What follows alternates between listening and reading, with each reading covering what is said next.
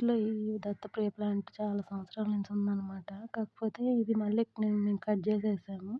Cut జేసిన తర్వాత ఇప్పుడు మళ్ళీ బాగా గ్రో అవుతుందనమాట. మళ్ళీ దీన్నసలు పట్టించుకునే నాదులే లేదు. జస్ట్ వాటర్ పోసేస్తాం అది ఎదుగుతా ఉందనమాట.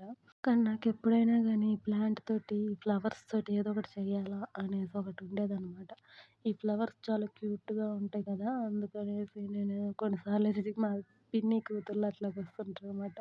వాళ్ళకు చెవులు కమ్మల్లాగా పెట్టేస్తుంటాను. కానీ ఈసారైతే మాల కట్టాననమాట. మాల కట్టి అది తులసాకులతోటి కొంచెం పువ్వులేసి కుట్టి సూదితోటి కుట్టి బాగా కొంచెం చిన్ని మాలలాగా చేశాను.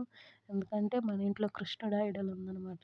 దానికైతే బాగుంటది అనేసి అద్దామని డిసైడ్ అయ్యి ఇంకా అట్ట కుట్టానమాట. ఏదో వచ్చింది ఐడియా తోచింది చేశాను. ఇంకా దానికేస్తే చాలా బాగా అనిపించిందనమాట. రోజు రోజే పువ్వు పెడితే మొఖం మీదకొచ్చేదనమాట. సో, అందుకనేసి ఇట్లాగా కొంచెం థాట్ చేసి ఇట్టాగ చేశాను. బాగుందా? మీ మీ ఒపీనియన్ ఏంది చెప్పండి?